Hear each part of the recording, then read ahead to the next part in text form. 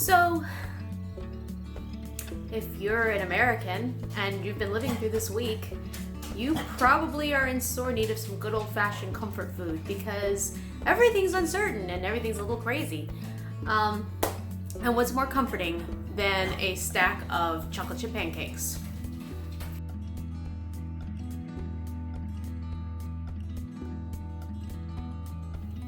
I like to make my pancakes from scratch. I will use a mix in a pinch, but from scratch, it's so easy. I don't know why you wouldn't do it. It's a very simple prospect.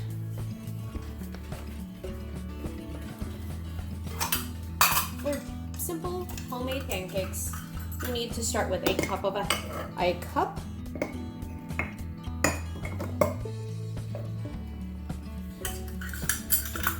and a half of all-purpose flour. I've been kind of digging. The only place you could find flour this summer was King Arthur, so I bought them in mass. I basically ordered the enormous. I laid in stock in King Arthur this summer. In addition to the flour, you're going to want a tablespoon of baking powder. You do not want baking soda. Baking soda and baking powder are not the same thing. I'm adding a little extra because my measuring spoon is a little wet and some of it's stuck to the inside, and you don't want flat pancakes. You're also going to want a tablespoon of just plain old ordinary white sugar.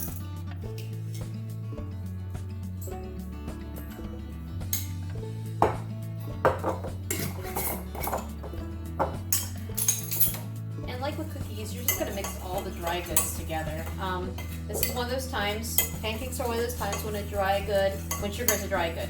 Usually you cream sugar with your butter and your eggs, but with pancakes, you mix in with the dry goods.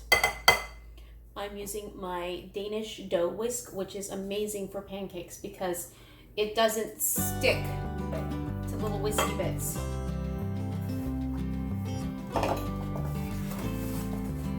I am putting in 3 eggs. This is one of those times where you're not going to see me dump it into a separate container.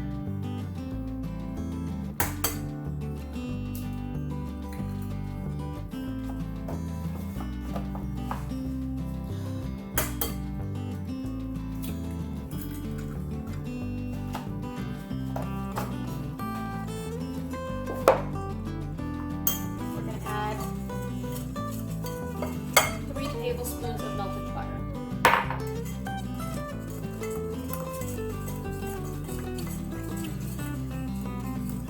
And we're going to make a mess with all our flour. It's going to stick everywhere. And then we're just going to add a little bit of milk, which we need to go out of the fridge.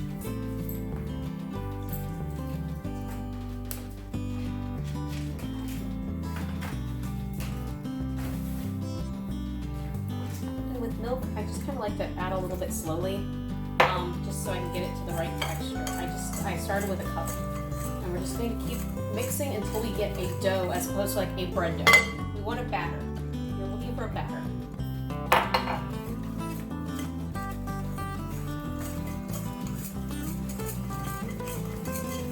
That's just what we're getting. That's good. This is desirable.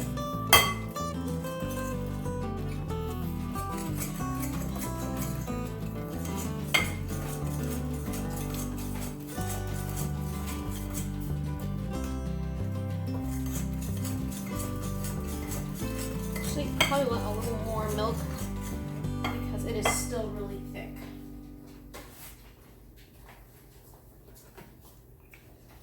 I'm going to measure it out though so I can tell you properly how much total milk I put in there.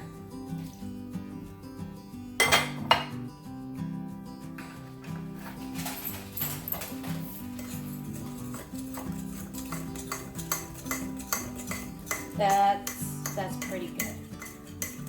So it's 3/4 cup of milk. That is pretty much getting us the perfect batter.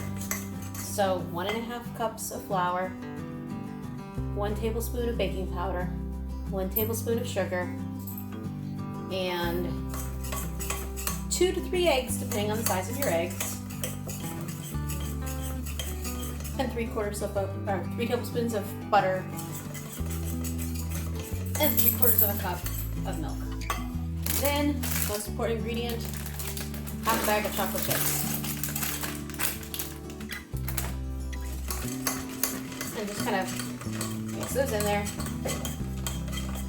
You have more chocolate chips, throw more chocolate chips in there. As many chocolate chips as you need right now. Look at that. Look at how the Danish dough whisk does not clog at all. Isn't that a beautiful, beautiful thing? I love that. I love how easy this thing is to clean too.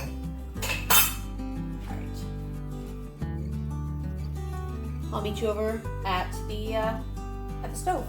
I'm gonna be completely frank with you. One of the reasons, the selling points for this particular oven stove combo was the fact that it came with a griddle and that it was gas and not electric. But the griddle burner really sold us on it. We called our previous stove the pancake incinerator because I could literally get 1 to 2 pancakes before the oven or the stove became too hot and began burning everything within an inch of its life within a few seconds of the batter hitting the frying pan. It was awful. I will never use electric if I can help it again. So I have my frying pan, which I'm going to use for making bacon, and I have my griddle, which I'm going to be using for making pancakes. So we're going to move the batter over here.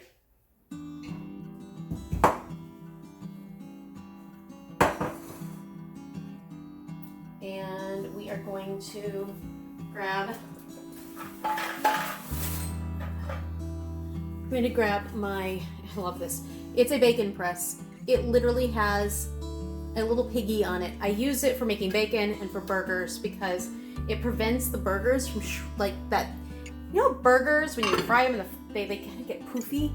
This keeps them nice and flat, and it does the same thing with bacon. It keeps it from getting all curly, and it cooks. This thing heats up and cooks both the bacon on both sides of the at the same time. So which is awesome.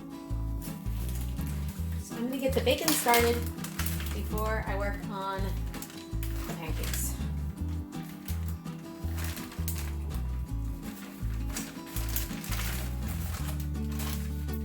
And it's been living in my fridge since the hot pepper. I'm gonna turn that to medium because, like everything, I feel like medium is pretty much the best temperature for cooking things because you can always cook things a little slower. You can't uncook things when they've burnt.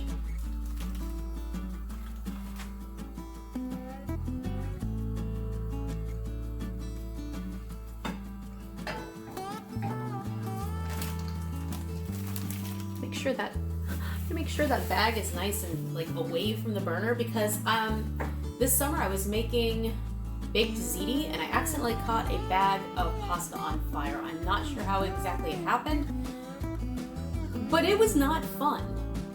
It was kind of harrowing, actually. Oh, sweet. Sometimes this doesn't light on the first time and it gets a little frustrating and I freak out and call Everett and tell me why my burner isn't lighting. But it lit perfectly. I'm so pleased. It knows I'm making a video. To get nice uniform pancakes, I use an ice cream scoop. But first we're gonna let this get nice and warm. We want the griddle to get nice and hot. Forgot one important tool. I also really like my Crate and Barrel. I'm not a huge fan of Crate and Barrel. I mean, I like it well enough. I'm more of a Williams-Sonoma type person. Sorry, not Williams-Sonoma. I don't like Williams-Sonoma either. I like Sur La Table. Sur La Table is the one I like. Williams-Sonoma makes me feel uncomfortable when I go in there. Like they're watching me or they're not paying attention to me. One of the two. Probably because I don't look like, someone who should be shopping in Williams-Sonoma. They do have beautiful collections of Nordic wear.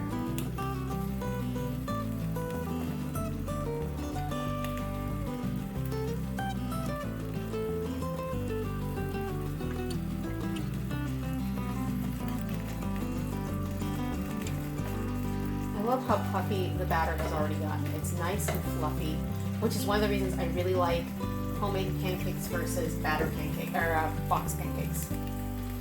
And we're just gonna let this kind of do its thing. You want your pancakes to get done enough that they hold their structure when you flip them, but you don't want to get them too done so that, well, they fall, you know, they get burned.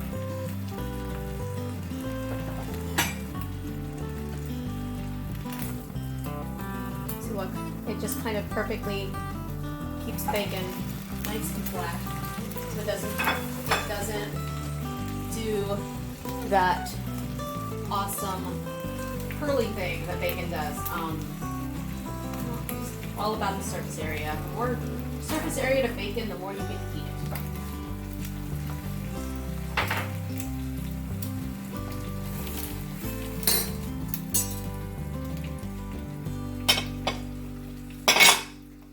Pre-made bacon nest here.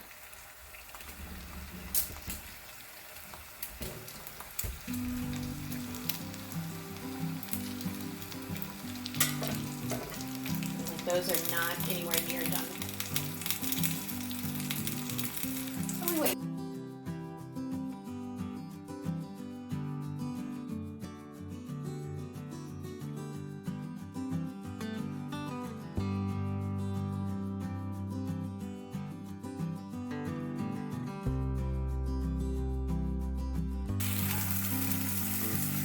See, the minute you take it off, it starts curling. I've always wondered what causes that. I'm sure there's a scientific explanation, and I'm sure it involves like the heating of lipids or proteins or something. I'm pretty sure that's probably what causes bacon, or not bacon, but burgers to poop up. But I don't know what it is. I kind of want to find out.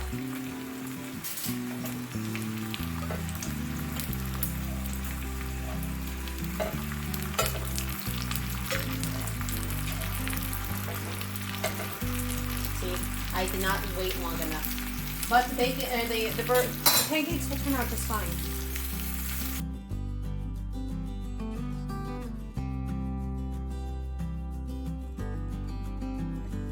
And yes, I use tongs for my bacon because I like to be able to grab it.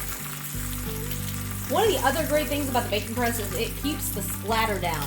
I don't have to worry about splatter. Like, I mean, it still splatters, but it's not nearly as bad as it would be otherwise.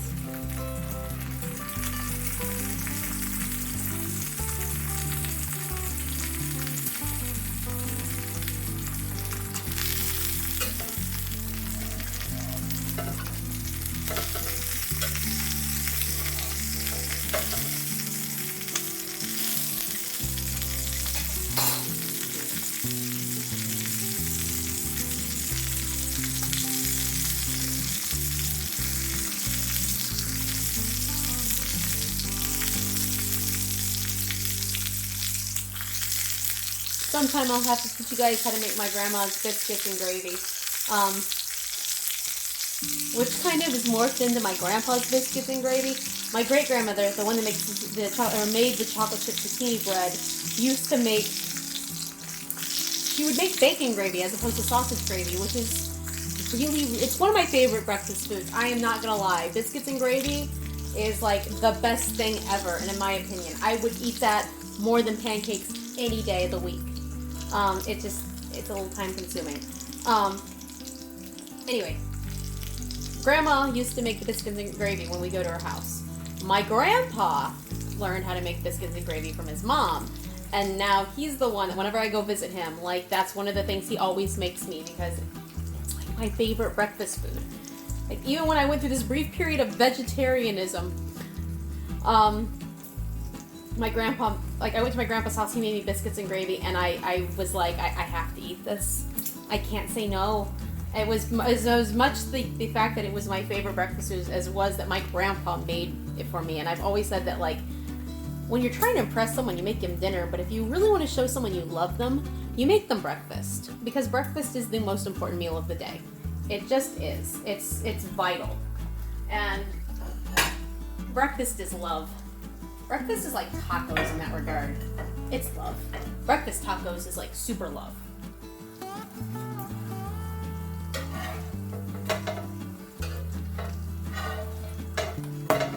Tacos is love. It's one of those things we used to say because Everett would bring me tacos when I worked at this one other school. He would drive like an hour to bring me tacos. A round trip. It was very sweet. And my girls at my school would say that Mr. Bradshaw was way too not good to me, which I agree. He is very good to me. That's Everett's name. That's why we have the Lay Shaws. I'm Miranda Lay. He's Everett Bradshaw. They would tell me he was too good to me, and I'm like, no, he just loves me. He brings me tacos. Tacos are love.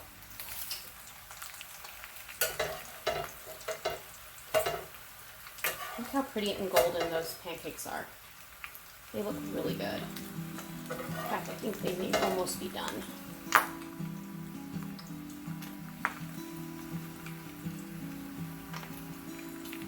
I'm really excited because over Thanksgiving we have some changes coming to the kitchen. I'm getting a new backsplash. I'm so excited about this. And a new Ventawave, even though I don't like Ventawaves. Other people like Ventawaves, so we're going to put the Ventawave in.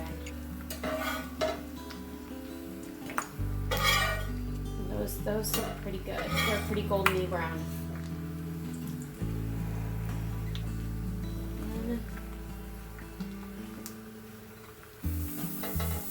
See, that's what you want. You want that satisfying hiss when you put your batter on. That's when you know you're cooking the way you should be. And that, my friends, makes me think that the bacon, yep, bacon is done too. That batch of bacon is done. I do not like super crispy bacon. We kind of like semi-squishy bacon. So we're going to put that in there. And then, please don't let me get fried by the bacon.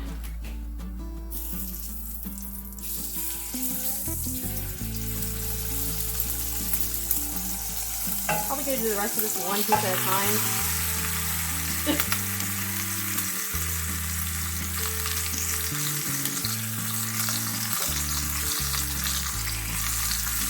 The frying pan's getting awfully hot.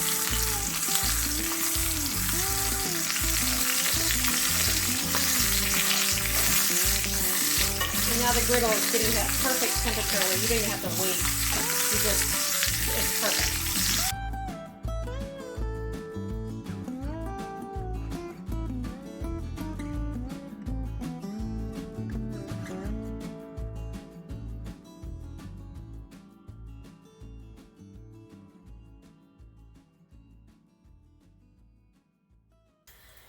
My most harrowing my most harrowing pancake experience was when I taught at the Montessori school. We had a pancake dinner breakfast fundraiser thing, and I think we made over 1,000 pancakes. I felt like over 1,000 pancakes. It was probably closer to about 400, but still, it was just non-stop pancake all the time.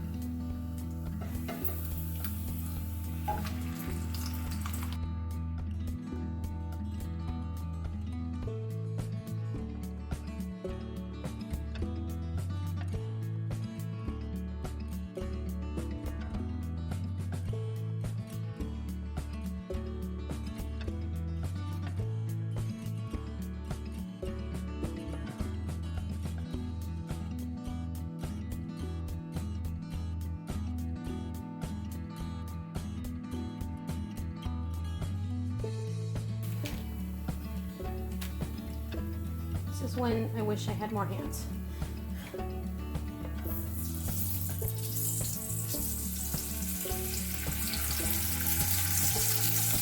He immediately starts freaking out, popping up grease. Can't get the bacon thing on fast enough. Oh dear God. There we go.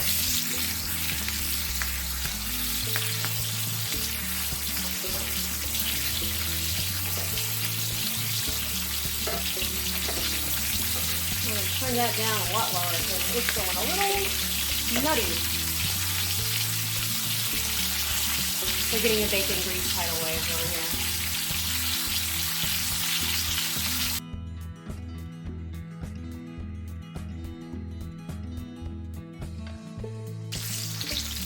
But that's bacon. That's bacon and pancakes.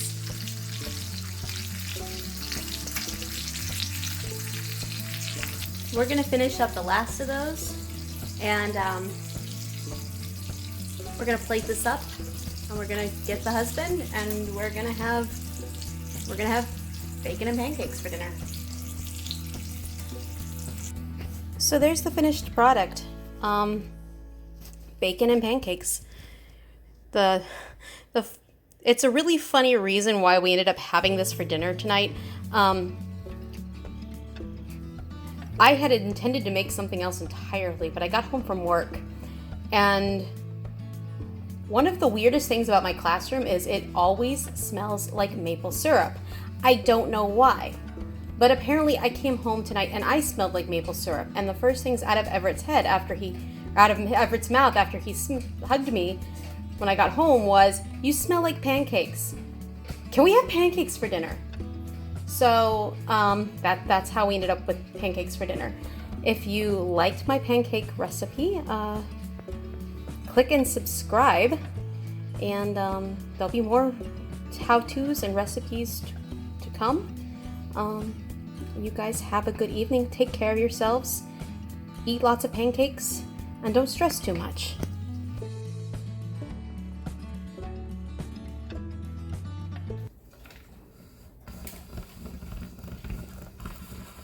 Adjust my camera for the close-up. Let's go. Roll that beautiful bean footage.